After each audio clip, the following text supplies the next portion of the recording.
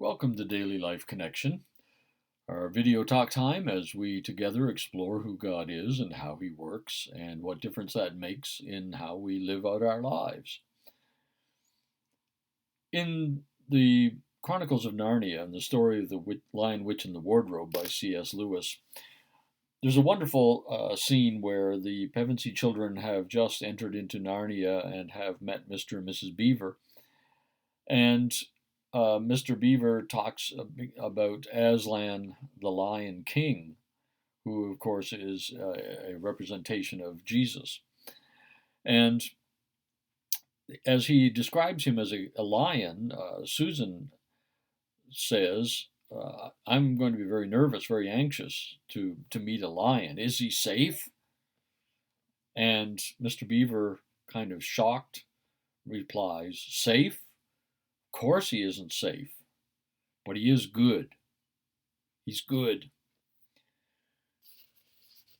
That's a wonderful description of our God, isn't it? He may be beyond our human comprehension. He may seem awesome and fearful at times because he is so powerful and so majestic. But if at his core he is good, if goodness is the core of who our God is, then it's okay. Moses in Exodus chapter 19 says to God, God, would you show me your glory? And God's response is amazing because it says, well, you can't look at me directly, but I will let all my goodness pass before you. Interesting. When God wants to reveal himself to Moses, he says, what I want you to see, what I want you to experience is my goodness. That's my glory. That's what makes me significant. That's what carries the most weight with who I am, is my goodness. Interesting that David, in his later years, as he's writing in the Psalms, of course, Psalm 23, he said, even when I walk through the dark valleys, I will not fear. Why? Because he had learned, and as in that psalm, he finishes it by saying, your goodness and mercy pursue me all the days of my life. David had experienced God's goodness throughout his lifetime. And then later on in Psalm 27, he says, I am convinced that I will see the goodness of God in the land of the living. I believe David's saying no matter what our circumstances may be, no matter what seems to be going on around us, I am convinced that I will experience the goodness of God in my life.